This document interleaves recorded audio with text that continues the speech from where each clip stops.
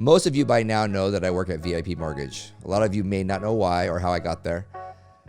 For us as LOs, we have a lot of options, and for me, VIP Mortgage was the perfect fit and the best place, in my opinion, to work. So if you have any questions about VIP Mortgage as an LO, or if you are a consumer and you're looking for a mortgage, you can reach out to me on social media, or you can reach out to anybody else that you may know at VIP Mortgage. And our website is vipmtginc.com.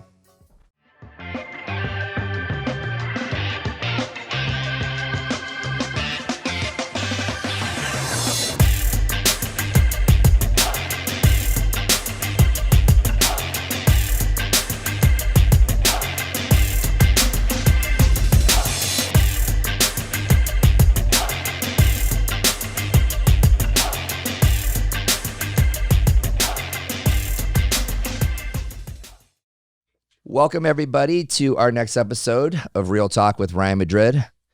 Thank you to my sister over here for helping out with the production and social media, and our engineering podcast expert over here, Dylan.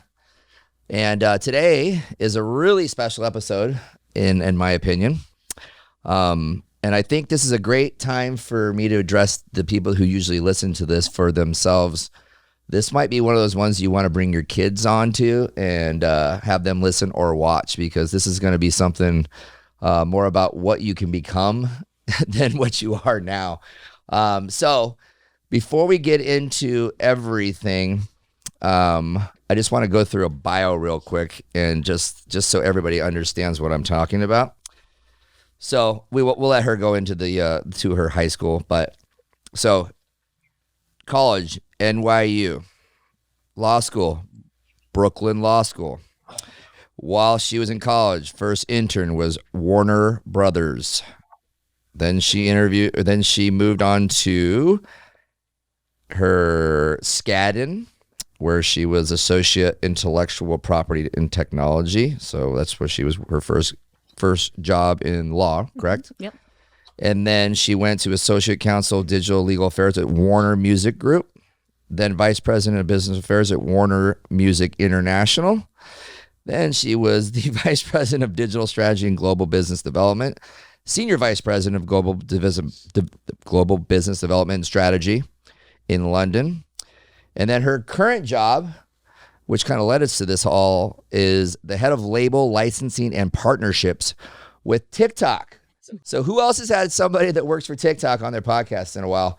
I know people that have people that actually do TikToks, but who has had somebody that works for TikTok? I don't think anybody. So, hey, I want to pipe in real quickly. We haven't even said her name yet. Bio. I think this is still okay. She's not even 40. Right. Like that's, I think, super important. That sounds like a bio of somebody in like their early to mid 60s. Right. And I left out like 4 things, by the way. So good point, Trish. And like I said, parents, watch this. Make your kids watch this. So we have Tracy Gardner on here from TikTok, and my friend. So we would usually clap if we had it, but we don't. So thank you for the great introduction. You're welcome. That was the most probably the most impressive resume or bio on LinkedIn that we've seen yet. So for sure. Well, obviously it was. So before we get right into everything, because I think we don't really want to talk about TikTok all that much. We are going to get into that. We want to kind of talk about how you got to get there and how what led you through all these incredible achievements. But before we do that, we like to do a rapid fire question to start the episode. So Trisha, what do you want to ask her first? Okay, Tracy, what is the last thing you liked on social media?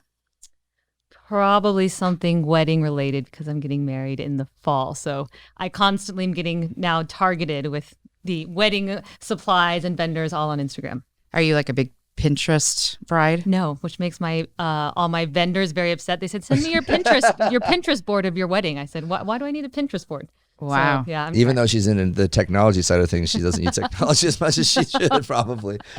Yeah. So, okay, so let's dive into this a little bit here. So you're from Wichita, Kansas. Well, that's where you went to high school, and that's about as deep as. I was born there. So yes. You were born there. Okay.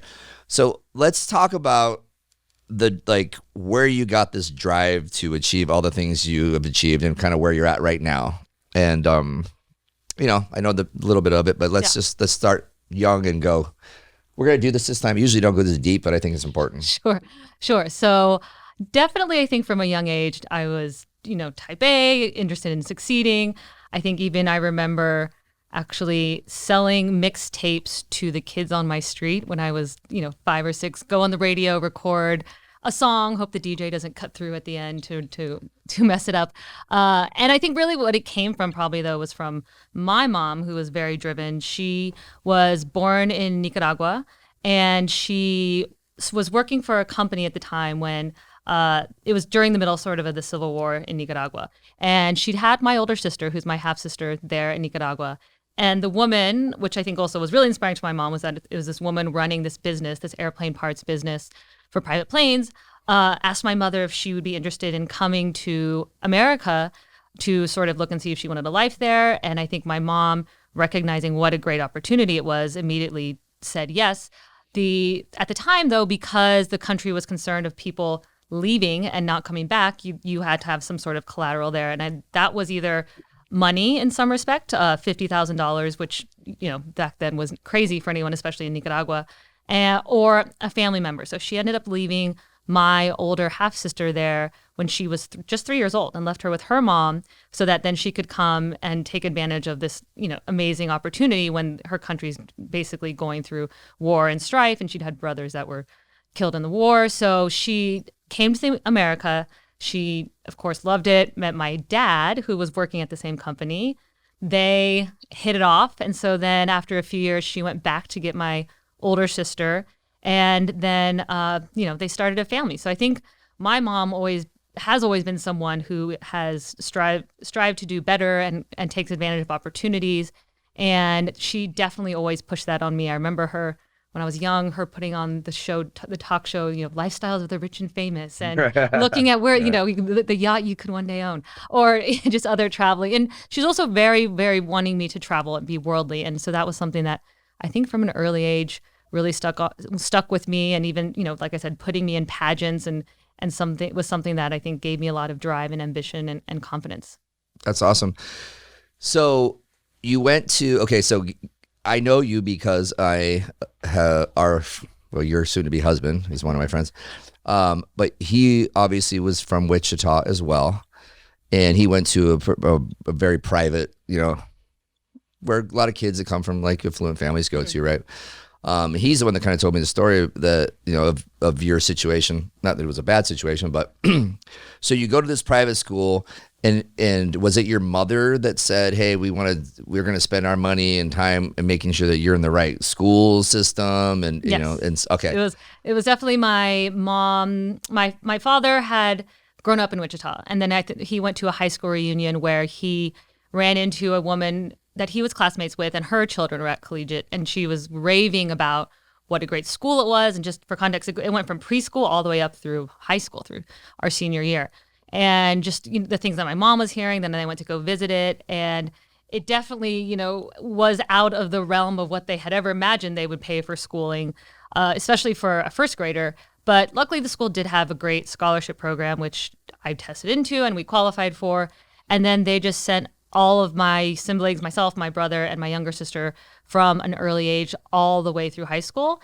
And I think, being in, like you said, I wasn't in a bad situation, but it's definitely a different situation from a lot of people that went to the school there. And being exposed to a different sort of way of being successful in life and what that means for the life that you can have for your family and your children. And I became friends with, a lot of the kids there that were from this different sort of background and who were wonderful, wonderful people, and would ask my parents, "Can Tracy come on this trip?" My parents would, again, sacrifice and do whatever they could so that they could provide us the opportunity to go see the world and to go with friends and just see, a different way of approaching life and success. And so I think that obviously had a huge impact as well. And just the school itself too was a great academic program. It was very focused on learning sort of even just outside the box. We had humanities, we had different sort of programs. We had interim in between the fall break and then the spring semester, where for 2 weeks you could go to New York, you can go to France, which I did one year. Again, my parents making the sacrifice. So I think they probably made the ultimate sacrifice for all of us and just really focused on the importance of grades and succeeding. And I think I kind of was able to admittedly get away with anything sort of socially so long as I was getting good grades. Stay out as long as you want, but do your homework, get good grades. I think that brings up a good point, because I've had this argument. I grew up in the public school systems. We both did, on the Northwest Valley, and as our kids have gotten older, I've had this conversation with people about why people think it's so important to send their kids to Brophy, Xavier, Notre Dame, and they're like, it doesn't matter. It's just a status thing, and you get the same education. They're gonna go to U of A. You're gonna go to ASU. They're gonna go to NAU, or they might go out of state. But I think that what people miss is, like you said, you get to surround yourself with situations that you would not probably be able to be in, because you see like the success of your friends' parents. You see like different, like what they're able to do, and success is different. There's a different definition for everybody, right? But when you're in high school and you get to go travel to Italy, or to go, just experience things that other kids may not be able to, but it also kind of gives you that idea, like, okay, everybody I know is going to go do something after high school. Right. Everybody's going to do something, whether they take over their parents' company or they go to a big school. But the chances are those kids are going to probably they might have more opportunities. Right. And so that to me is like a big point that I think there's a little bit of, I don't want to even say the word ignorance, but it's like they don't think that way, that, okay, yeah, it's costs a lot of money. Yeah. Was it really worth it? We're going to end up in the same college. Well, yeah. Your network becomes giant. Right. By the way. And the lens through which you view the world, I think, right? Are you even caring about, do you get to, if you get to travel to Italy or Africa, if you've never been exposed to that, right? Right. That's not intriguing to you if you've not been exposed to it. I think that's super important to say. And a fun fact is actually she's marrying Anthony, who she met in first grade at that school. No way. Yeah. Yeah. Oh my gosh. First grade. So there you go. Yeah. If that doesn't speak to the point, then I don't know what does.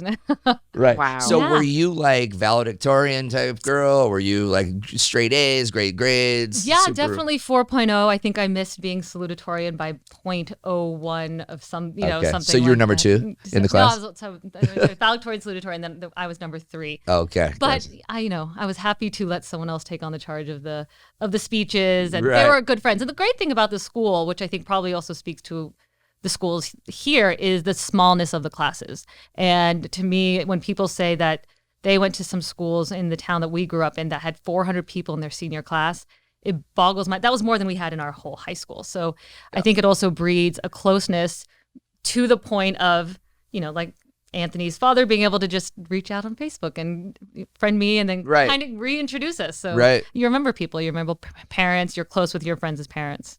So Anthony's dad brokered the relationship. He did. Yes, he brokered the relationship.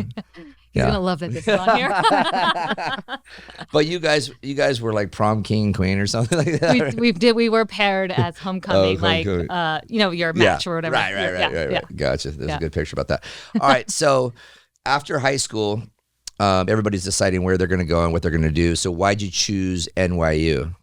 Yeah, interesting. I was one of the first people from collegiate, I think, that had gone to NYU. I just knew I was wanting to do international business. That's what I wanted to do. I think I'd had my heart set on Georgetown or doing something in politics, international. And I applied early. Georgetown got declined. But then I had also applied to New York because the year before, again, with collegiate, they offered those trips. So I went to New York and I loved the city and I loved the vibrantness of the city. But then also really what appealed to me was the idea of doing internships and getting real life exposure to work early on. The idea of, I sat and I thought, what do people do that go to these smaller schools or state schools that are, not saying they're not great schools and people don't get great educations and that there's a lot to do, football, sports. But in my mind, I thought, what do people do when they're not in class or studying? And I wanted to get into the internships, get into the business world as quickly as I could. I think I've always probably been someone that's always wanted to grow up a little bit quicker than I should. So to me, that was very alluring. And then when I got waitlisted at Georgetown, I then got right into NYU and I said, great, I'm going there. So my parents came to visit with me for the first time, or they came with me to go visit the school It was both of their first time in New York City. And I think I scared them to death when I got lost on the subway with them for an hour and a half trying to figure out how to get to the NYU orientation for the new students. So they still actually did let me go, which was nice. But, it all worked out in the end. Right. Do you think that, so you speak Spanish, obviously, right? Yes. Do you think that was a big influence on the fact that you wanted to go international studies? Because you're like, obviously, speaking another language, this is going to help. Yeah, I do. I think it was that. And then also having then had the opportunities of traveling the world, I knew I definitely wanted a job that took me to travel as well, to see the world and to be involved in different cultures, different areas of work that it requires sort of having that understanding and that global knowledge. So that was definitely a big part of it. And, that's kind of what ended up happening, which was cool. So, so your freshman year at NYU, you get an internship with Warner Music, right? Yeah. Right. Yeah. So how did that come about? So it was, and I guess maybe I should also add, I'm growing up and maybe I didn't add it, I was always kind of involved in musicals and singing. And so that was another thing my mom pushed me to, which I think she thought would be just a good thing to have experience. And I enjoyed it. And when I was little, I had a good voice, so I won't sing now.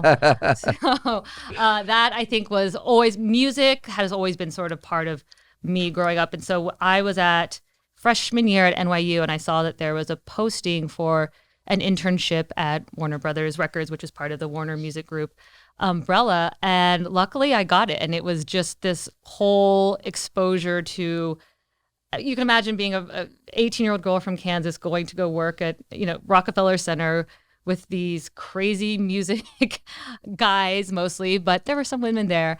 And it was one of the greatest experiences because that's what really got me into the industry. And I remember early on being exposed to entertainment lawyers that would come through the office and they were representing bands. And I remember growing up, my mom had always said, you should definitely be a lawyer because you like to argue so much. So I said, this is perfect. This kind of is something that hits both points, music and legal. And also you're always going to need to have entertainment lawyers around. And this was just at the time as sort of Napster and everything started to bubble up. So that was another area of interest. But so that freshman year was definitely an exposure.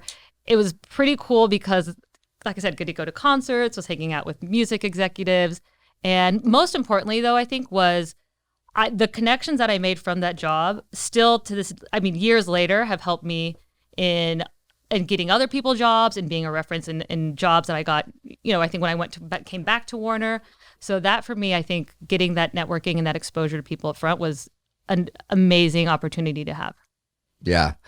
No, and one of the things I think that you said to me before was, while all your other friends were out drinking beer, partying, going to bars, you had a job. You were an intern, you were working. So like your first initial thought was, well, I don't get to go hang out with my friends. But then you're like, oh, wait a second. I'm at Nobu tonight with a record exec and I'm a freshman in college and, I'm meeting all these people. Yeah. So like you really were experiencing like a whole nother element. So what you experienced, even though you felt like you may have missed something, it was way better than everybody else's, kind of what was going through that in your mind, at least, right? Yeah. So it was hard work, and it meant probably sacrificing one or trade-off, I guess maybe is how you put it more in this respect. And it, like you said, I got to go to concerts and meet executives and go to nice dinners, and my friends were eating at the dorm.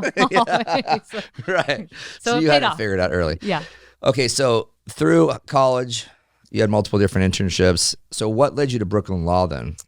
So I guess when I was in, like I said, I always had stayed with interning with the record labels while I was at NYU in undergrad. So kind of different factors. Once, and then I went to go work with an independent promoter, who would promote the label's content or tracks to radio stations.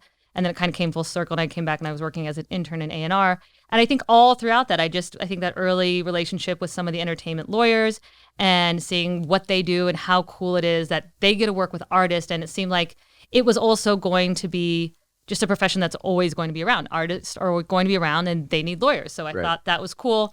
And then I wanted to go, I guess maybe also a common thing, I wanted to go to Brooklyn Law School, A, because of New York, well, technically Brooklyn, and B, because they had a part-time program so that way, instead of taking 3 years, it took me 4. But I set up my schedule so that I would go to class 2 days a week, and then the other 3 days of the week I was working as an intern at an entertainment law firm it's Davis Shapiro Lewitt is now what it's called.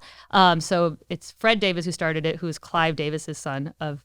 Oh, wow. Yeah. So he was a very prominent lawyer, and so got to work with him. And at the time, I think the law firm represented everyone from Kanye to Taylor Swift to Britney Spears. So it was that was Modest Mouse. They were a big heavy hitter in the entertainment law world.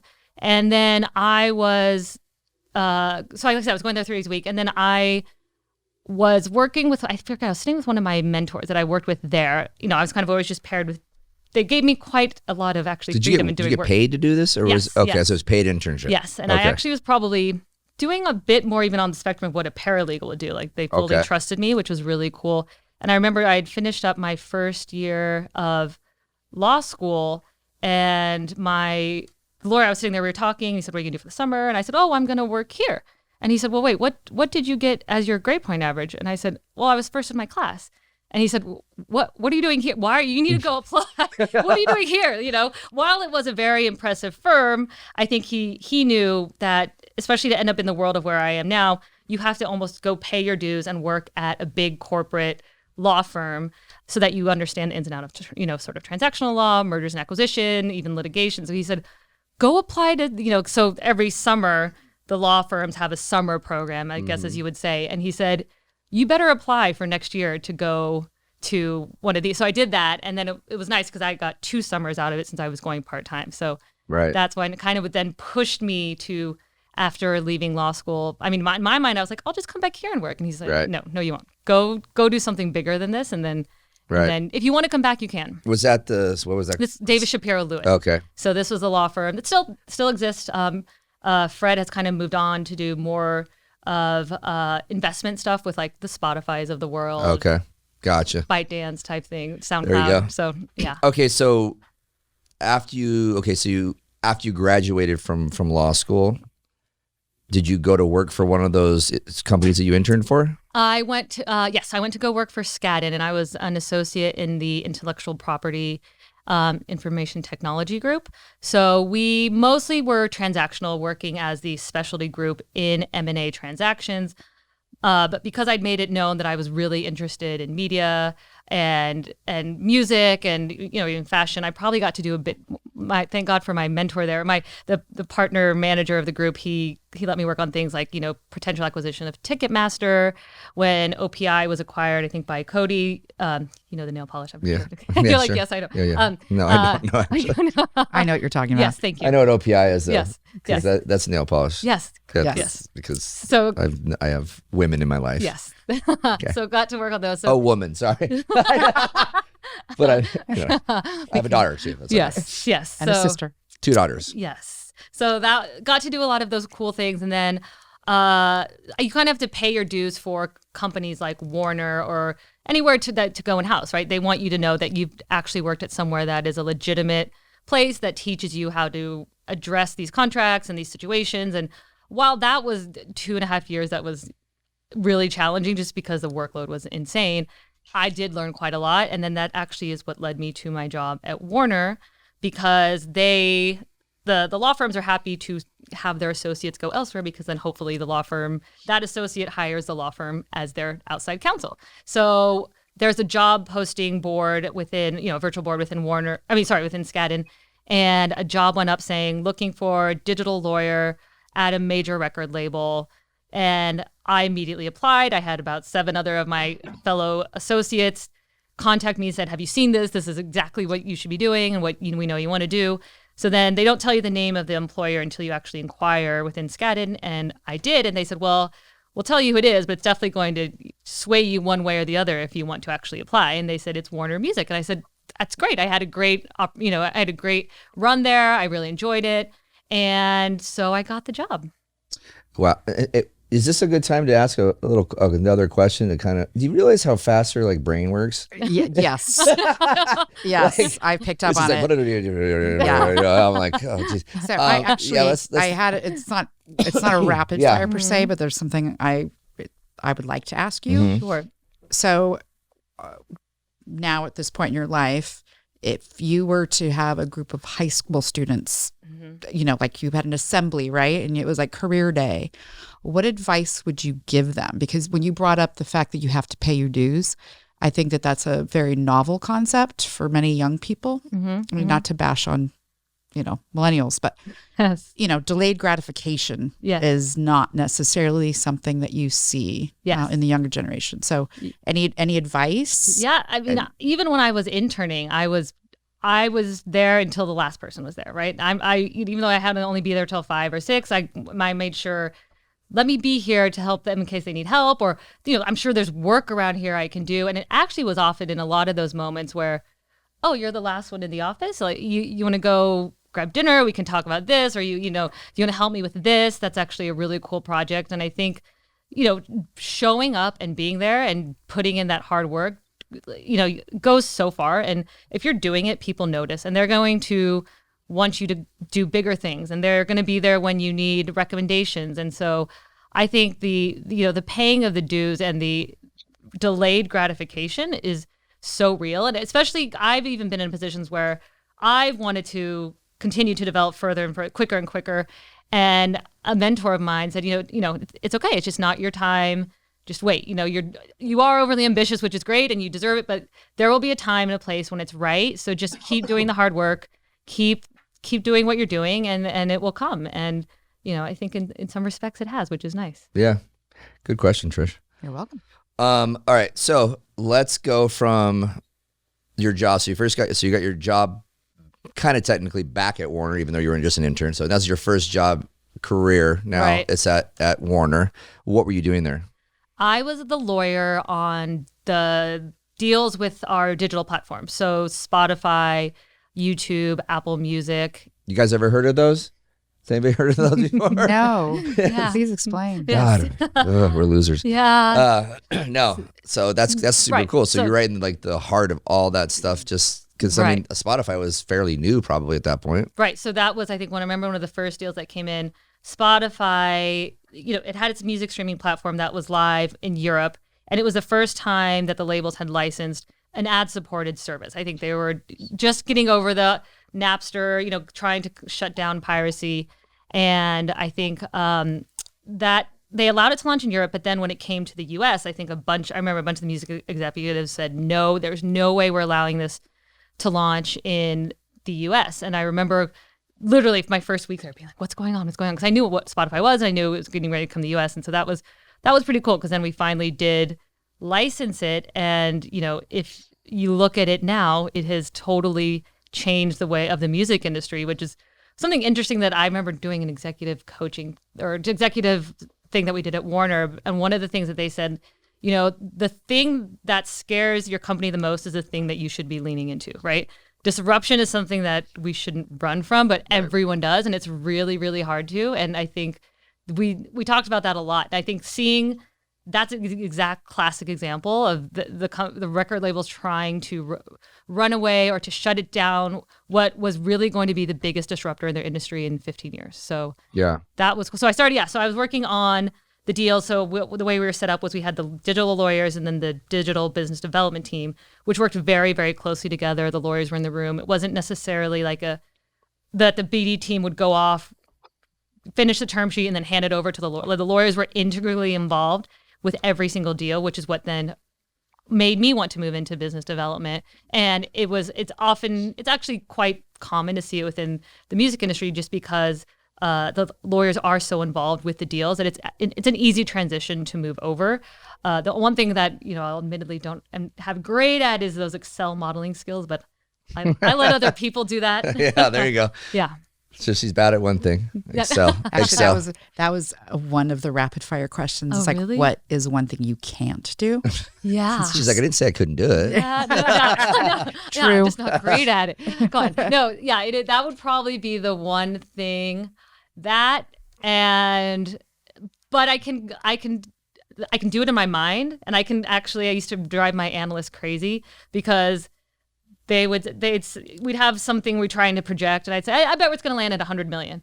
And then they'd go spend like 2 days modeling. They land at 99 million. You must have been really popular with those analysts. Yeah. Raleigh, if you ever see this, I'm sorry. No. We're sending this to Raleigh. Yeah. So sorry, I'm interrupting again.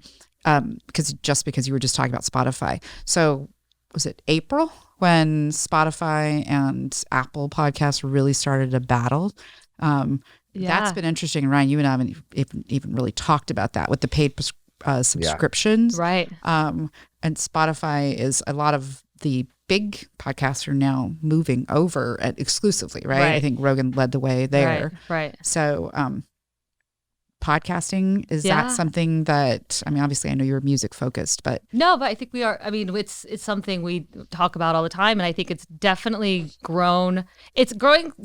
It's probably going slower than people thought, but also it's still, it's growing faster than people thought, but still on a slow pace, right? I think it is faster, but at a still slow pace.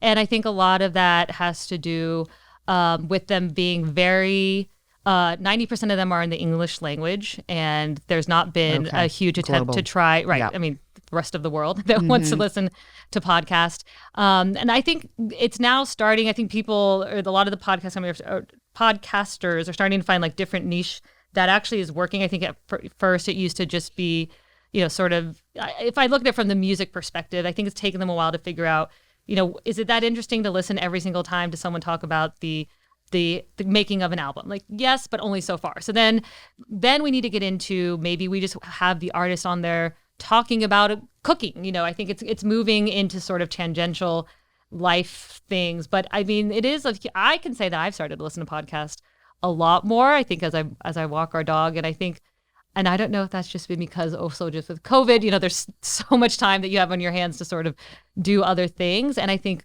part of it, and could be that for me, I haven't seen a ton of great new released music because people haven't been in the studios during COVID. Like, honestly, release schedules have kind of declined a bit. And for me, I'm like, I haven't been introduced into anything great. I'll look at podcasts. And I think a lot of people during the pandemic have started to do that. So which is what has led to, I think, growing faster than we thought. That's a good I'm going point. to chime in on this one too. I've found that I was like listening to podcasts like crazy. And the same sort of thing's been happening to me. And that's why I think it's so important for us to have different people from different industries doing cool stuff, because I'm having more of a difficult time finding more content on podcasts that I'm even interested in listening to. Like it's like, dude, we can only talk about so much. Or this, it's like even the famous people that have, famous people that have other famous people on. It's like, okay, I'm kind of bored with that. I've seen every single freaking Joe Rogan podcast. I'm going to see him Friday night, by the way. Yeah. But it's just like, I don't know. I think there's, but I started watching like different ones. I started watching I Am Athlete, which I think is a really good one. And they have talk a lot about mental health issues, and they're like former football players that talk about all kinds of things, but they don't talk about football, really. Right. But anyways, moving on. It'll be interesting to see where the Spotify and Apple, I haven't subscribed to it, but to see where they take it, because I do think, to that point, the major complaint people have just about general podcast company, even Apple Podcasts, is it's so hard to find what you might like, right? I think the discovery is much more difficult than, I think, for example, like Spotify kind of gets to know you and then starts making recommendations from a music perspective. I think it's a lot harder to do with podcasts. So they're just starting to figure out, like, if you like this podcast, maybe you'll like this. Right. And that's going to lead us into something really cool in a few minutes. But so let's just kind of move quickly here. So Warner Music, when did you move to London for Warner? So that was in 2013, January 2013. So I'd started at Warner in March of 2011. And so I was there for about a year, 9 months before they said, well, do you want to go over to cover maternity leave for a lawyer in London for 6 months? I said, great. Yes, of course. Why not? And what turned into 6 months, they turned into 9 months. And then what ended up happening is someone on the legal team left to go to SoundCloud. And so there was an opening, and I said, yeah, I'll stay. So, ended up being in London for 7 years, which was an amazing experience, just both personally and professionally. personally getting to travel all the world Right. while you're actually doing your job, which was pretty cool. And going to festivals and concerts and yeah, I mean, just like experiencing everything. all I mean, over. I think one of the most interesting ones I went to was the VKontakte, which is the Facebook of Russia, and went to their. It's a very family-run company, and so it's during the day. It's out on the water. It was beautiful. It was in Moscow. Was it in Moscow or St. Petersburg? I think maybe no, it was in St. Petersburg, and it was. They don't serve booze. It's actually a very wholesome. It was one of the most fun festivals I think I'd actually been to. It was super cool. So that was really a treat to do things like that. And then just to have, they have the Brit Awards that are like our Grammy Awards. And then even being able to see, I remember when I moved over to London, the way that the company very much looked at reporting of, the reporting we'd get from the digital platforms like Spotify, YouTube, it was broken out into US versus, and then ex-US, US and international. So I remember getting over there and the people in each territory that have P&Ls that they're supposed to meet or budgets and targets were, the guy in France was like, I don't know what I'm made this month because it's just all delivered international. So I think as the time grew that I was there, it very quickly to change to recognize France is a very different market from Germany, and Germany is very different from Spain. And so understanding the different, being able to travel and understand the different ways that payment systems are set up there, that telcos are set up there. And that is something that definitely I've been able to port over now. But that was it was like 7 years of spring break, but while working really hard. So there was so basically it wasn't so like, there wasn't as many type A analytical people there. I'd say working in London maybe. is very different. It's much more. It's just liberally floated. It's much more relaxed. They work hard, but it's not as this cutthroat competitive mentality that's on all the time. Yeah. So it was nice to sort of, people were just like, oh, we can deal with it tomorrow. Yeah. Man, that sounds amazing. Yeah. What about the weather, though? It was very rainy, no? It wasn't as bad as you would think. No? I always said London really actually gets a terrible rap. And I think the summers that I was there were actually phenomenal. But then it got to the point where they started to be so hot and nowhere has air conditioning. So wow, okay. I remember one day we're sitting in the office and it's maybe 95 degrees and we all get an email saying, due to the extreme heat, the air conditioning has stopped working. So we had to all go home. Wow. Yeah. So you don't have to work today. Yeah. Wow, this is spring break. Okay, so let's talk about, I'm going to assume like December of 2019? It was when I changed up. Yeah, it was like November 2019. November 2019. So were you currently looking for a job to how did this whole thing happen where you got the job you have now? Yeah. So again, through networking and connections and keeping good friendships with people in the industry. So I actually was working at Warner, and in June, my current boss, or my boss then at the time, he was American. He'd worked at Sony in London for years. And him and I had a great relationship, and he actually just ended up not renewing his contract for several reasons.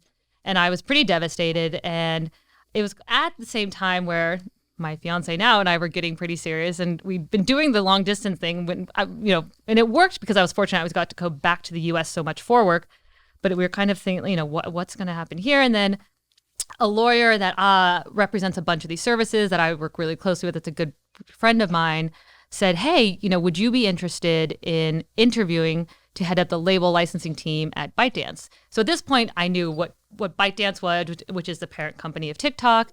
And mostly because my boss then we would sit and talk about how UGC, which we refer to as, user-generated content, is such an undermonetized, underutilized form of content. So people creating videos on YouTube, and we said, it's such a shame. Every time someone thinks of UGC, they think of YouTube. And this was just as Musical.ly was starting to really get going. They just acquired it and turned it into TikTok. And we always said that is interesting. That's the next frontier for UGC. Well, hold on one second. Was Musical.ly, was it TikTok? Or they're two different companies? Bytedance acquired Musical.ly and turned it into TikTok. Oh, okay. So they renamed it to TikTok. Yeah, okay, gotcha. Yeah. Okay. So they had their own version in China, which they still do today, which is called Douyin. And then they turned the ex-China version, they created it by acquiring Musical.ly and calling it TikTok. Gotcha. Okay. So So then I said, they said it'll be based in LA or kind of wherever you want. I said, this is great. I was knowing that my boss has left. I was also obviously concerned just what my future was at Warner. And so then interviewed, thought it was a great opportunity, got the job, only then to find out too that then my boss who had left, because I'd see him from time to time in London. And I said, what are you doing next? He said, I'll let you know when I can. And I think there were several, obviously, as you can imagine, contractual reasons why he could not tell me. And so then as soon as I got the job and I signed the paperwork, he was able to tell me that he was coming over to Bytedance also. So to be kind of global head of music and so I still report into him, which is awesome. He's still in London though. So there's a huge time gap, but I think because we've worked together and I know his expectations, he knows mine, we know how to work together, that I think it's been a great experience for me to sort of even grow into leading a team without necessarily having to check in with him all the time. And, we kind of have that trusting. So what I think is a really cool part about this story is that this all kind of transitioned, or her whole transition happened like, I'm talking like 2 months before COVID hit. Yes. And so she basically you were going to go to LA, I think, right? Or I had an apartment in LA. And then she just kind of stayed here. And because of COVID, I think people were just at home, and TikTok was already gaining a lot of momentum, but it just like blew up. Right. Like 2 months after you took the job, right? Right. Right. Literally. Good timing. Right. So your timing is impeccable, but you deserve it because you worked really hard. All those late nights in New York working. Yeah. So how did that affect? So you take this job and all of a sudden like you were busy, and then did it get crazy busy? Yeah. Yeah. I think, it's unfortunate that COVID happened, and I think all things considered, we'd rather it not have happened and just, had a normal growth, but what happened. And we were excited to be the place where people could go to connect with each other. But then also, I think the thing that draws people to TikTok so much is the authenticity. And I think that's what people were craving so much at a time when you're home, you're struggling, it was nice to see, not nice to see other people struggling, but nice to connect with people in an authentic way. And I think that's one thing that was really important to the artists that are on the platform now, that they feel like they can be themselves. You can't get on there and you can't just get on there and put up your music video, and that's not going to resonate. People want to see you behind the scenes, at home cooking, that type of thing. So what happened with that is because artists do turn to the platform for so much to reach to their fans that, live shows shut down. So we quickly, within a matter of, I think a week, had live streams up and ready to go for, to benefit sort of a lot of the charities. So that involved everyone just sort of kind of doing something different. We do have teams that focus on that stuff day to day, but I think my team was brought in sort of to assist with the label relationships. And I have to say the labels were actually really understanding. And I think at a time where they said, let's just go, instead of why are we going to get caught up in all these approvals and processes, let's just run with it, go. And so I think because the platform does also iterate so quickly based on what's happening with the community and the people on there, I feel like every single day there was a new thing to focus on. And then they turned that into sort of just different sort of programs. So I remember they did something for kids that were missing prom. And then, they had like Dylan Francis, like DJing live. And then they had different things there were a lot of things that they did. Smart. Yeah, there were a lot of things, to raise money, and a lot of things that they did that were just moving quickly. And I think, one of those things is just the fact that it's a tech company and they just go, So let me back up here. This is my ignorance of TikTok. I think I knew it as Musical.ly because of Sloan, my youngest daughter. Yeah. She was using it for when she was younger, but so I kind of thought it was a kid's thing, right? And then all of a sudden it's not. It's like for everybody. And so was that already happening, or did that kind of happen through the transition or through COVID too? I think it got accelerated by COVID. I think then you saw a lot more people at home cooking and doing do-it-yourself, since people then wanting to make that same recipe or do the same time. I think people literally people that were normally in college were at home with their parents. And so, like the blinding light one, the kids with their dad, they were getting their parents and grandparents involved in challenges, which then I think they said, wow. So I think also seeing the diversity of content that now is on the platform versus, a year and a half ago and even looking at the demographics has definitely changed. So it's like I was saying, like Anthony, it's like he watches his news, Yeah. sports, and cooking shows yeah. on there. Yeah. Wow. Yeah, I mean, Yeah. people go on there for everything. Yeah. It's incredible how it's changed. Right. And I think that the way then the platform quickly evolves is looking at things, for example, putting on what we call sort of anchors so that if you want to learn more, right? Because that's a lot of things. Because it's short form, you can't maybe learn, it's cool, you get a little snippet of it. But so now, if you're a creator, you can drop a little anchor so that it's like, go here and you can learn more. So it's like Reels. Is that the same thing? It's like Reels on Instagram? Yeah. But not as good. Instagram basically like copied. Okay. They copied TikTok. Okay. Gotcha. Well, they're smart too. Yeah. Okay. So I think one of the things cool is I knew somebody that was doing TikToks for the mortgage business on like credits, like doing like little videos and stuff for like how to repair your credit. And I was like, who's watching this stuff? But apparently that person was way ahead of the game. And it's like how quickly in the real estate world, I have to tie it in this for a second, but like how quickly are you getting into like the newest, latest and greatest tech that's going to help your business, right? And whether it's a CRM system or if it's social media or whatever. And it was like first it was Facebook, then people went to Instagram, and then quickly people were going to TikTok, right? To do whatever it is. But it's tough because I watch stuff obviously, but I don't do stuff on there. But I think that it's a huge advantage for the people that jump on it. I know people that have millions of people. I mean, people in this town that have millions of people that like they're subscribers. Yeah. And they're just realtors. Yeah. And I think it is because it is different and unlike anything everyone's seen. Like I said, getting back to the authenticity thing, people know how to do a really polished Instagram post. And here, even I sometimes I'm like, what am I going to do? Yeah.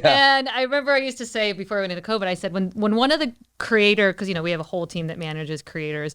I said, when I get my tutorial from them, then I'll start really posting. And then COVID happened. But now we have what's called, I think it's called the Creator Portal, where it's now all tutorials for anyone just to go in and learn. There's tons of effects. There's tons of things you can add. Like I said, anchors, there's, you can add the, lyrics to a song. So I think it's kind of just exploded and it's like all a workshop on how to do it. Yeah. Yeah, So it's pretty robust. I'm looking at it right now. Yeah. Like really detailed, subcategories, and we should take a look at this. Yeah. So, but not every TikTok has, sounds such an old man.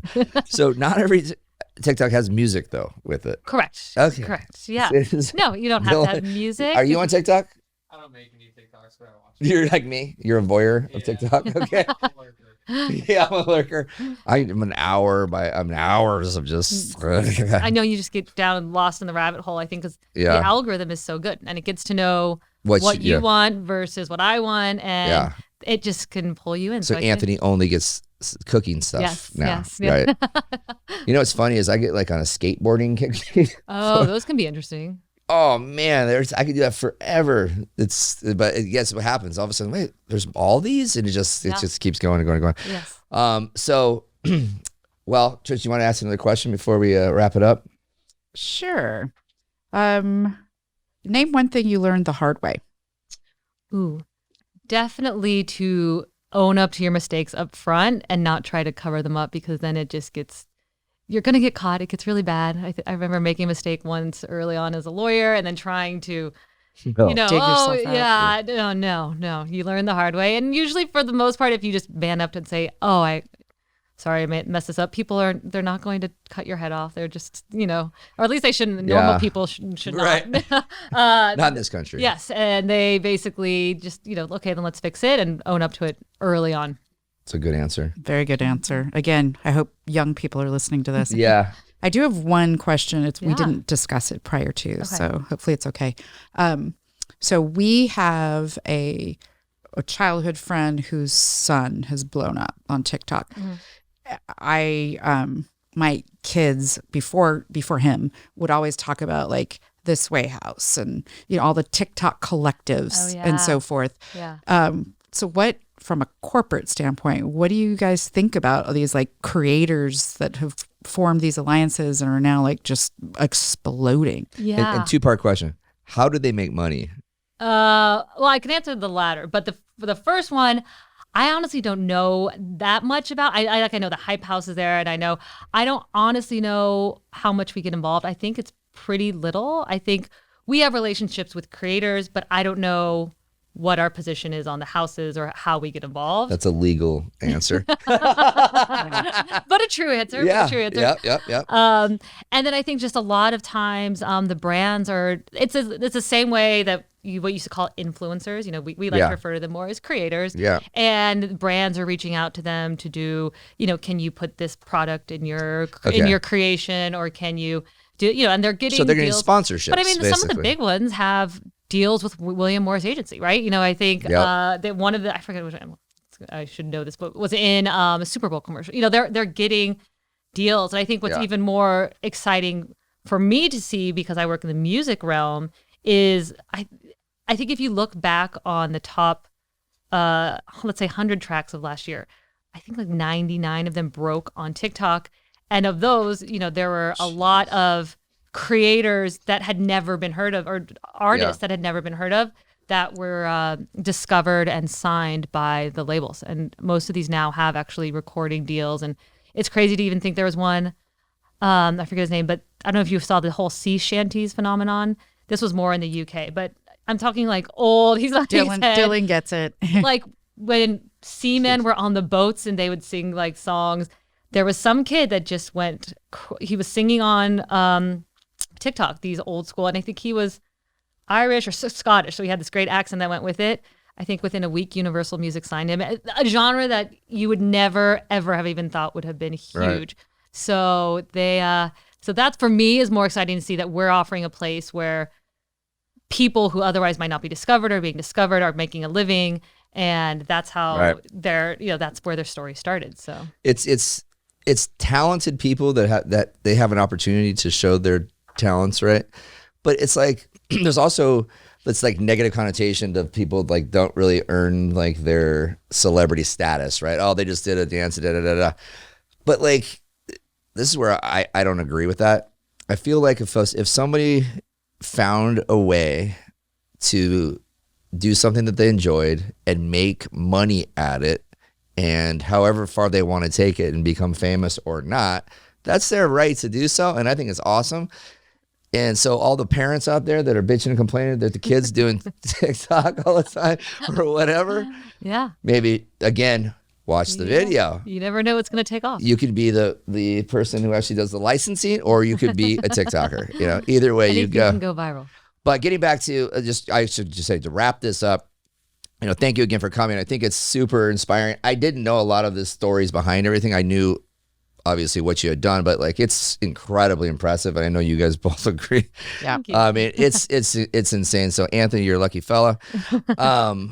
And please, everybody out there, that we always say like and subscribe, and go to our Instagram and to our Facebook, and eventually your TikTok page. We're gonna have a TikTok. We're gonna go ahead and create one after this podcast. I have a personal one, but beyond that, like I think this is a really, really important and good episode to watch. And so everybody who usually does watch these, please watch them, share them to your friends, and have your kids watch them. If you want to inspire your children to do something, like, oh, I need to work a little bit harder today.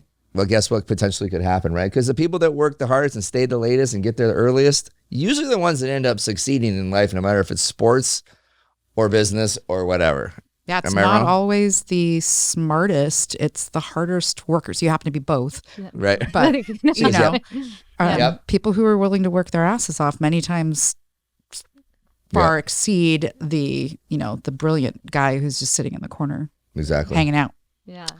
So everybody, please go to Real Talk with Ryan Madrid on YouTube, like and subscribe. Go to Instagram, Real Talk with Ryan Madrid, and Facebook, Real Talk with Ryan Madrid. And LinkedIn. Soon, and LinkedIn now. We're doing more on LinkedIn. Good. And soon TikTok as well.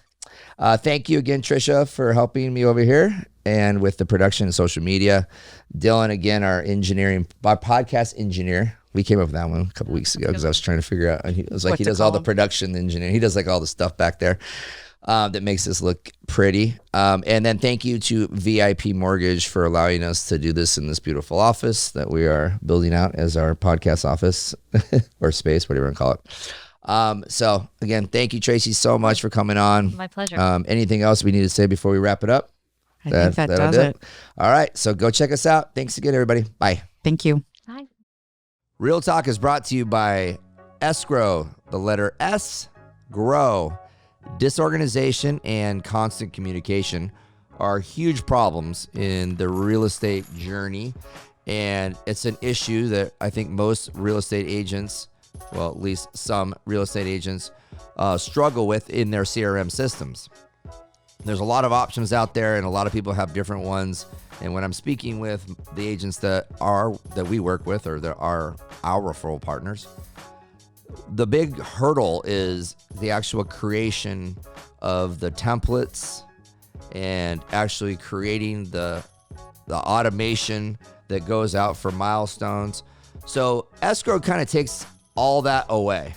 So everything's pre-written for you. You have multiple choices to go from, to choose from, I'm sorry. So if you're looking for a CRM system that is super easy to use and will eliminate a lot of the confusion and the heavy lifting up front, go to escrow.com, the letter S, grow.com.